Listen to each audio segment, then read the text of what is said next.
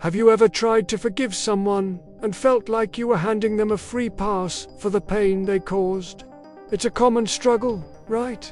That gnawing tension between demanding justice for what was lost and extending mercy to the one who caused the wound. It's a deeply human dilemma, and it's exactly where Jesus steps in, not just with a suggestion, but with a radical, world-altering bombshell. He doesn't just suggest forgiveness. He completely flips our entire scorekeeping system on its head, inviting us into a different way of living. Here's a stat that absolutely startled me this week, and it might just hit home for you too. The average person spends roughly 6 hours a day mentally replaying wrongs done to them. 6 hours. Think about that for a moment. That's a significant chunk of your day. Essentially, a part-time job dedicated to nursing resentment, reliving arguments, and stoking the fires of past hurts. Jesus looked at that very human reflex, this instinct to hold on to every slight, every injustice, and offered a profoundly countercultural response. He didn't say, forgive them once or twice. He said, 70 times 7, keep no ledger. In other words, forgiveness isn't some polite courtesy you offer when you feel like it. It's a foundational lifestyle. It's a way of being that doesn't just change your relationships, but literally rewires your brain and your heart, setting you free from that 6th-hour resentment shift. When his disciples, eager to connect with the divine, asked, Lord, teach us to pray, Jesus gave them words we now recite almost without thought. But within that familiar prayer lies a line so potent we often miss its dynamite. Forgive us our debts, as we also have forgiven our debtors. Notice that crucial comma, not a period. It's not a suggestion. It's a profound, reciprocal truth. Jesus binds our receipt of divine mercy directly to our willingness to release mercy to others. It's not some heavenly blackmail. It's a revelation of how grace, the very lifeblood of the Spirit, actually flows. Think of it this way. If you block the outlet, the inlet clogs. Have you ever tried to inhale without exhaling? You can't, right? The same suffocating sensation happens to the soul that hoards pardon, that clings to grudges like precious possessions. God's forgiveness for us isn't just a one-way street. It's a dynamic exchange. The moment we choose to withhold forgiveness from someone else, we're essentially putting a dam in the river of grace that flows both ways. It's a challenging truth, but one that Jesus made abundantly clear. Our capacity to receive God's boundless mercy is profoundly tied to our willingness to extend it to others. Peter, always the pragmatist, probably thought he was being incredibly spiritual and generous when he asked Jesus, Lord, how many times shall I forgive my brother or sister who sins against me? Up to 7 times. In Jewish tradition, forgiving 3 times was considered ample, even righteous. So, Peter's offer of 7 was already going above and beyond. He was ready to extend a generous hand, perhaps even expecting a pat on the back for his spiritual arithmetic.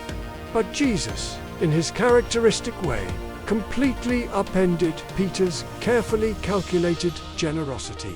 He counters not with a slightly higher number, but with 70 times 7, or, as some translations put it, 77 times. The point isn't arithmetic, it's abundance. It's not about keeping a tally that maxes out at 490. No one is expected to literally track offenses up to 490 and then stop. Jesus was creating a number so astronomically large that counting it becomes ridiculous. He was telling Peter and us that forgiveness isn't a limited resource. It's a limitless wellspring. Imagine trying to keep track of every single time someone wrongs you, every minor slight, every cutting word. It would be an exhausting, soul-draining endeavor, wouldn't it? Jesus wasn't giving us a new, higher quota. He was dismantling the whole idea of a quota. He was saying, stop counting. The number 7 symbolized perfection and completeness in biblical numerology. By linking forgiveness to multiples of 7, Jesus breaks free from legalistic constraints. He embeds a message of boundless grace and mercy, mirroring God's own infinite forgiveness.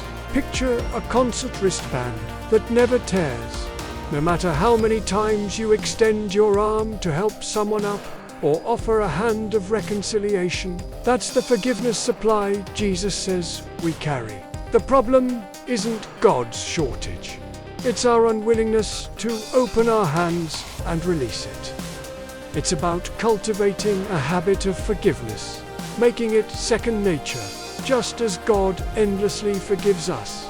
In the powerful parable of the unforgiving servant, Jesus paints a vivid, almost shocking picture. A servant owes his king an astronomical sum, 10,000 talents, an amount so vast it was practically unpayable, equivalent to millions of dollars. It's a debt so huge, it represents the immeasurable weight of our own offenses against a holy God. The king, moved by compassion, cancels the entire debt. It's an act of incredible, undeserved mercy. But what does this newly freed man do? He immediately goes out, finds a fellow servant who owes him a paltry sum, a mere 100 silver coins, a debt that could be repaid in about 100 days of work, pocket change compared to what he was just forgiven. And he chokes him, demanding payment, refusing any plea for patience. When the king hears of this blatant hypocrisy, he reinstates the original debt and hands the unforgiving servant over to be tortured until he could pay it all back. Jesus ends with this chilling zinger. So will my heavenly Father do to you unless you forgive your brother or sister from your heart. Harsh? Maybe. Honest? Absolutely. This parable isn't just a story, it's a profound warning. Unforgiveness is a self-imposed prison. The walls get higher, thicker, and more impenetrable every single time we replay the offense.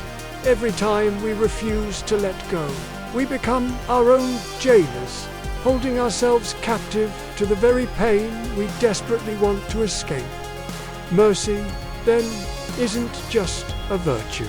It's the key we drop at our own feet, unlocking the door to our own freedom. The lesson is clear. Those who receive forgiveness must also forgive others, reflecting God's grace in their relationships. Love your enemies, do good to those who hate you. That line sounds Instagram-worthy, doesn't it? It's easy to post a graphic with those words, but it's a whole different ballgame when you realize Jesus means that guy. You know, the one, the co-worker who gossips about you, the ex who still rents space in your head, the family member who constantly undermines you, or even the stranger whose actions just infuriate you. Jesus isn't asking for fuzzy feelings or a sudden surge of affection for people who have wronged you. That's often impossible. Instead, he's prescribing concrete countercultural action. Bless them, pray for them, do good to them.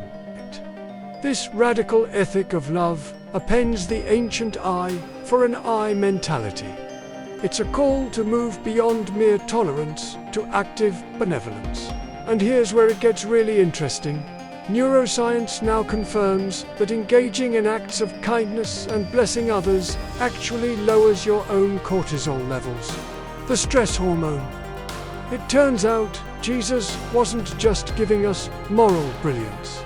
He was giving us a stress management hack, a pathway to personal well-being wrapped in divine wisdom. This isn't about excusing their behavior or becoming a doormat. It's about releasing yourself from the toxic grip of bitterness and allowing God to handle the justice It's about choosing to reflect God's indiscriminate love, which causes the sun to rise on the evil and the good alike. We often focus on the younger, reckless son in the parable of the prodigal son, and rightly so. He squanders his inheritance, hits rock bottom, and then, in a moment of profound humility, decides to return home. But the older brother, he's the cautionary tale for the religiously polished, the good people who often miss the point of grace entirely. He stays, he works hard, he obeys every command, he carries a ledger of his own good deeds and his brother's failures. When his prodigal brother returns, the father throws a lavish celebration, but the older brother refuses to join. He's consumed by anger, resentment, and a deep-seated sense of injustice. Look, all these years I've been slaving for you and never disobeyed your orders, he protests to his father. Yet you never gave me even a young goat so I could celebrate with my friends. But when this son of yours, who has squandered your property with prostitutes, comes home, you kill the fattened calf for him. He keeps score, stays angry, and can't stomach grace. His resentment reveals a heart that values obligation over relationship and merit over mercy. The father, with a heart breaking for both sons, pleads with him. My son, you are always with me, and all that is mine is yours. The older son had access to everything all along, but his bitterness kept him outside the party, outside the joy, outside the very love he craved. Forgiveness isn't only for street wanderers who hit rock bottom.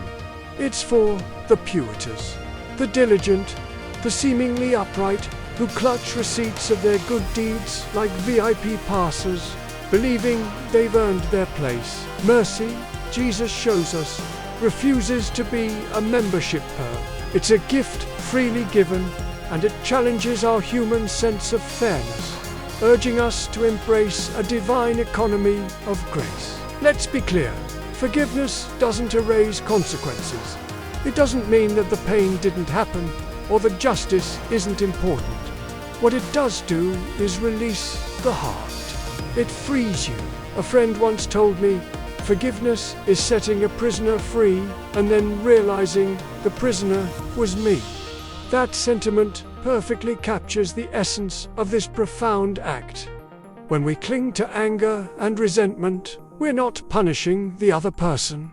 We're prolonging our own suffering. The Greek word for forgive that Jesus often used is aphemi. It literally means to send away, to let go, to release, or to remit. Picture tying your pain, your anger, your hurt to a balloon, and then consciously, intentionally, letting it go. The balloon floating away doesn't change history. It doesn't undo the wrong. But your hands, your heart, they are finally free. Free to grasp something life-giving, maybe even genuine joy, peace, and renewed purpose. This release allows you to move forward, to stop reliving the past, and to reclaim your emotional and spiritual bandwidth for growth and healing. It's an act of self-love, as much as it is an act of grace towards another. So here's my challenge for you today. Identify one name, just one, that still spikes your blood pressure, that brings that familiar knot to your stomach. Today, whisper a blessing over them. It doesn't have to be heartfelt yet, just an intentional act.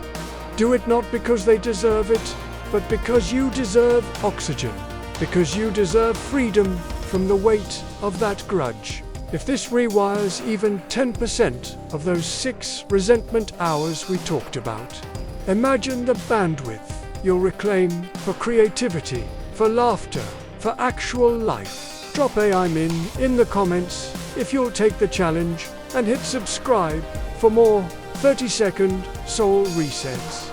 Forgiveness, Jesus style, isn't weakness. It's laser-focused strength that melts chains. It doesn't ignore the wound. It refuses to let the wound define the journey. It's a transformative power that breaks cycles of retaliation and judgment. Mercy is heaven's currency, and it spends best when circulated, when it flows freely between us. It's a divine gift and a human responsibility, essential for spiritual growth and communal peace. Be merciful, just as your Father is merciful, and watch how the weight you carried starts carrying you toward a boundless, open freedom.